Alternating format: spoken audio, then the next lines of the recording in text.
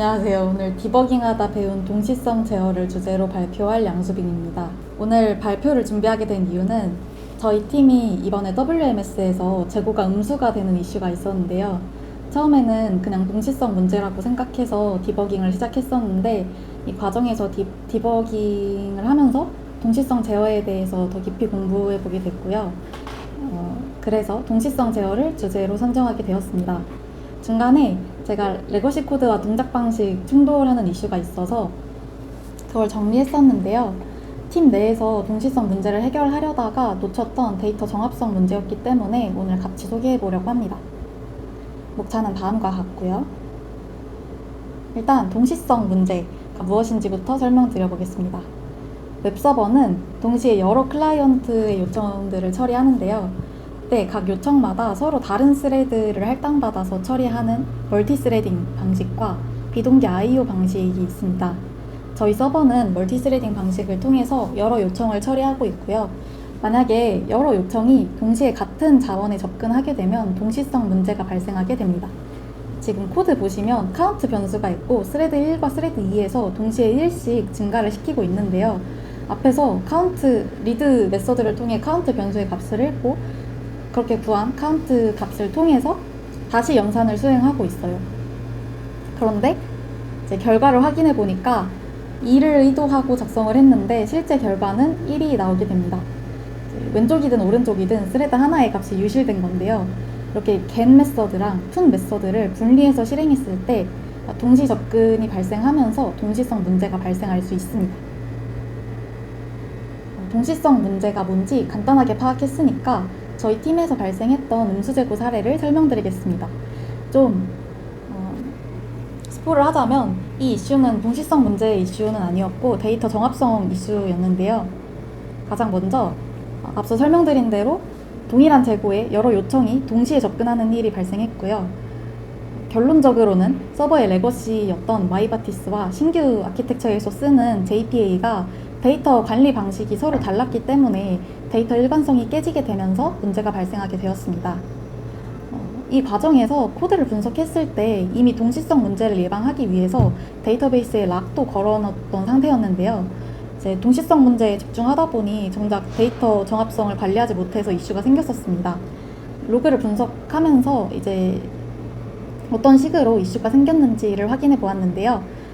이해하기 쉽게 시뮬레이션을 한번 만들어 봤습니다. 일단 시스템 초기 상태인데요.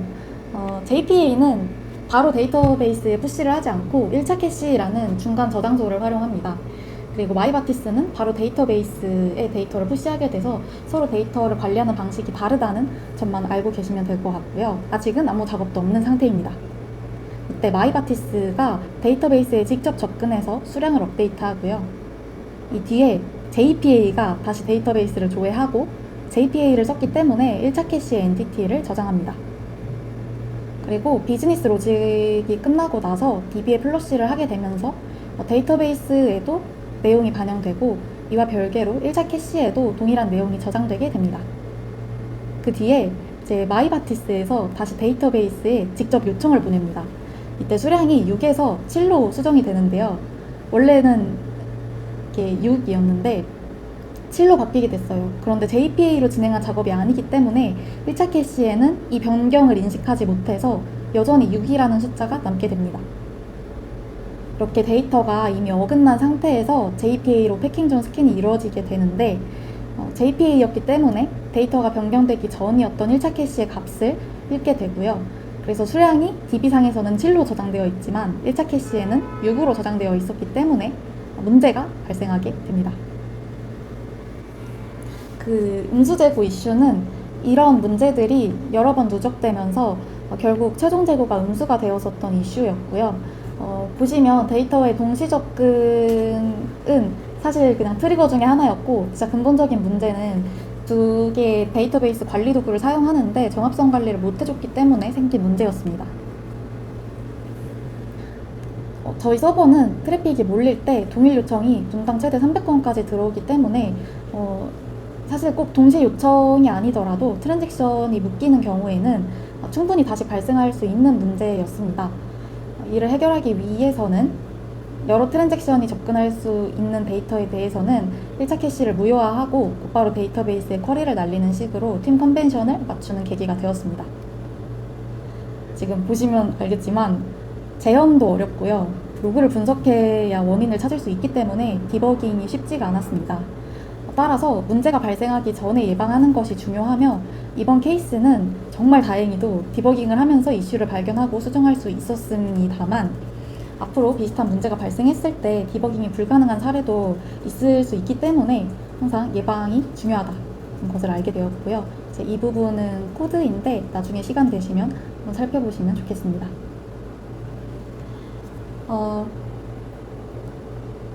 사실 동시성 문제를 해결하려다가 정합성 문제가 생겼던 건데 동시성 문제로 인해서 정합성 문제도 발생을 할 수 있습니다.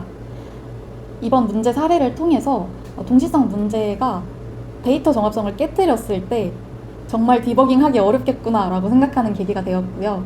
그래서 아직 발생하지 않은 동시성 문제를 더 확실히 제어하기 위해서 어떻게 할 수 있을지 조금 더 공부해 보게 되었는데요. 일단 동시성 문제를 제어하기 위해서 제어 주체를 두 가지로 나눌 수 있습니다. 저희 서버는 사용자의 요청을 받아야 하고요. 그 요청을 토대로 데이터베이스에 다시 요청을 보내야 합니다. 그래서 관리 주체를 프로세스 수준의 제어와 데이터베이스 수준의 제어로 나눌 수가 있습니다. 이번에는 프로세스 수준에서 동시 접근을 제어하는 방법을 먼저 살펴보려고 합니다. 제일 기본적인 방법이 리엔트런트 락인데요. 슬라이드 제목에 거의 뮤텍스라고 제가 적어놨습니다. 이게 한 번에 하나의 스레드만 임계 영역에 진입할 수 있고요. 락을 거은 스레드만 해제할 수 있다는 점에서 뮤텍스라는 개념과 동일합니다. 뮤텍스도 단순하게 락과 비슷한 개념이라고 이해해 주시면 되고요. 한 가지 차이가 있는데 이제 같은 스레드가 이미 락을 쥔 상태에서는 다른 스레드가 락을 요청하더라도 블로킹 없이 통과되는 재진입 가능 여부가 서로 다릅니다.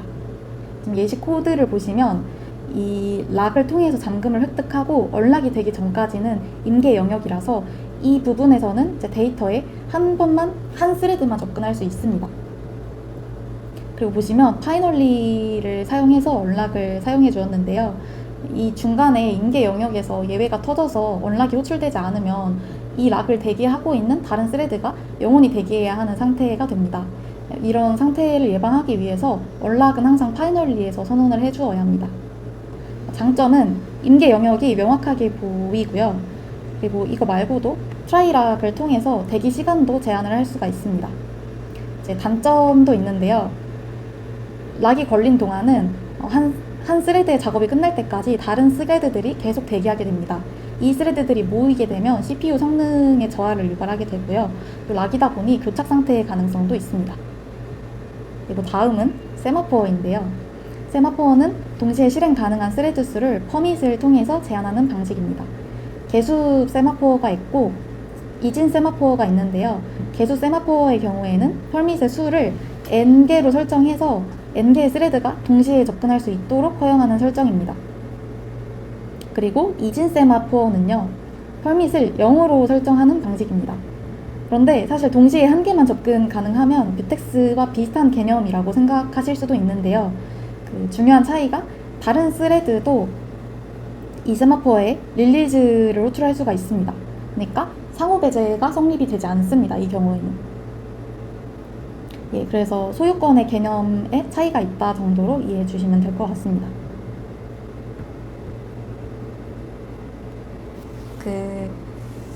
사실 앞에 두 가지 락과 세마포어는 좀 개념적인 이야기였고요. 이제 앞에서 동시성 문제가 get과 put이 분리될 때 생긴다고 말씀을 드렸는데 그 말은 다시 말하면 읽기만 단독으로 실행할 때는 동시성에 문제가 없다는 뜻이기도 합니다. 그런데 락을 쓰면 읽기 작업도 직렬화가 되면서 읽기 빈도가 많은 상황에서는 대기 시간이 너무 길어져서 성능이 떨어지게 된다고 말씀드렸는데요. 리드라이트 락이 이 문제를 해결하기 위해서 만들어진 개념입니다. 락 하나를 리드 락과 라이트 락으로 분리해서 라이트 락은 한 개만 독점적으로 접근할 수 있게 하고요. 리드 락은 n개가 동시에 허용되게 합니다. 지금 코드 예시처럼 읽기는 리드 락, 쓰기는 라이트 락을 각각 사용하면 되고요. 이렇게 사용하게 됐을 때 쓰기 락이 쓰고 있는 동안은 읽기 락에 접근할 수 없습니다. 그리고 읽기 락이 하나라도 데이터를 읽고 있는 경우에는 쓰기 락을 사용할 수가 없습니다. 그래서 캐시처럼 좀 읽기 작업이 압도적으로 많을 때는 좀 유리한데요. 주의해야 할 게 쓰기가 너무 많은 경우에 읽기가 너무 많은 경우에 쓰기가 좀 주기적으로 들어오게 되면 이 쓰기 작업이 계속 대기를 해야 하는 상황이 발생할 수도 있습니다. 그렇게 대기 시간이 길어지다가 스레드 자체가 죽어버릴 수도 있기 때문에 이때에는 자바에서 새로 추가된 스탬피드 락이라는 게 있는데 이걸 대안으로 고려할 수가 있습니다. 제일 큰 단점은 이제 대기 시간이 발생한다는 점이고요. 교착 상태의 위험이 있다는 점입니다. 그런데 이런 단점 없이 동시성 문제를 해결하는 방법도 있는데 그게 원자적 타입을 사용하는 방식입니다. 보시면 아토믹 롱이라는 자료형이 쓰이고 있는데요. 하드웨어 수준에서 연산으로 원자성을 보장하게 됩니다. 보시면 increment and get이 있는데 아까 말씀드렸던 get과 put 작업을 한 메서드에서 동시에 실행함으로써 원자적인 실행이 보장돼서 락 없이도 스레드를 안전하게 보장할 수 있습니다. 그런데 이제 get2에 put 하는 그런 용도로 사용을 할 수는 없고요. 진짜 딱 이 메서드 하나로 처리 가능한 연산에서만 사용할 수 있습니다. 컬렉션도 한 컬렉션에 여러 스레드가 동시에 접근하게 되면 동시성 문제가 발생할 수 있는데 이런 문제를 예방하는 자료형들도 제공을 하고 있습니다. 그래서 정리를 해보자면 실무에서 어떤 걸 써야 할지 한번 봐보겠습니다.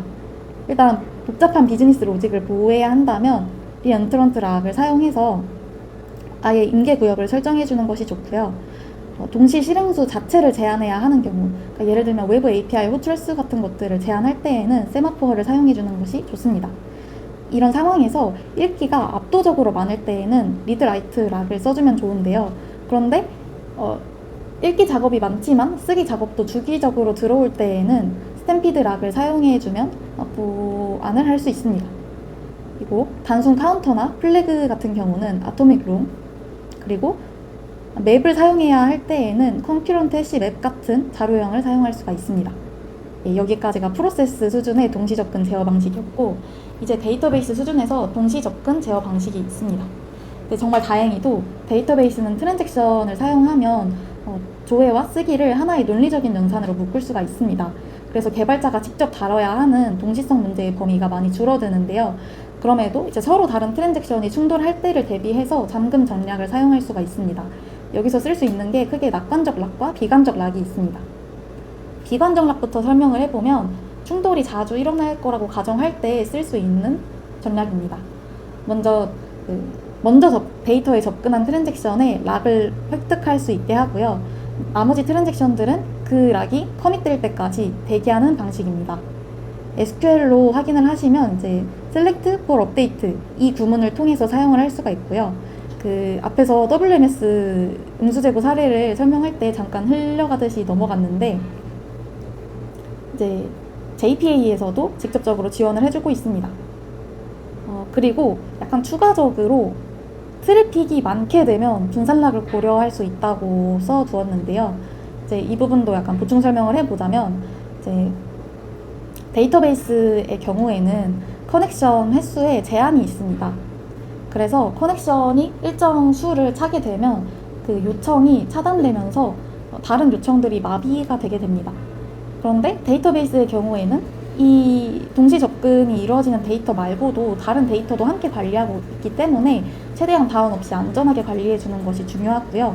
그래서 이제 중간에 이 DB를 대체할 수 있는 다른 락을 쓸 수가 있는데 그때 많이 쓰는 게 이 레디스라는 저장소입니다.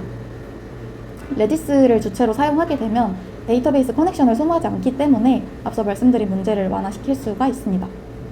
이제 단점은 락의 단점이기도 한 대기로 인한 성능 저하와 교착 상태의 가능성입니다. 그리고 이 비관적 락은 충돌이 자주 발생한다고 가정했을 때 쓸 수 있는데 충돌이 자주 발생하진 않지만 발생 가능성이 있을 때 사용하는 방식이 낙관적 락입니다.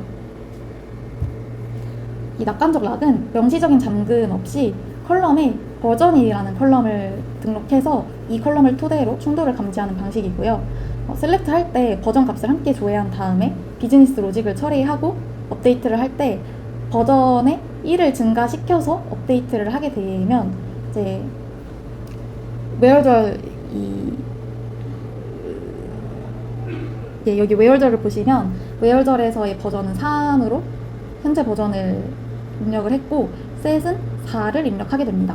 그런데 만약에 다른 트랜잭션이 이 웨어절에 3을 이미 플러스 1 시켰다면 이 웨어의 버전 3이라는 데이터는 없어야 하거든요. 그렇기 때문에 이 변경 요청이 한 건 이상 변경이 되었으면 성공이라고 가정하고 0건이 변경이 되었다고 응답이 오면 충돌이라고 가정을 하게 됩니다. 그 0건이 발생했을 때에는 데이터베이스 상에서는 그냥 응답이 0건이라고 하고 끝나지만 애플리케이션에서 재시도 로직을 구현하거나 아니면 데이터에 보정 로직을 추가해줘야 할 수가 있습니다. 그리고 그 외부 시스템을 연동해야 하는 경우에는 트랜잭션 밖과 별개로 동작을 하기 때문에 그 별도의 보정 작업이 좀 번거로워질 수가 있습니다.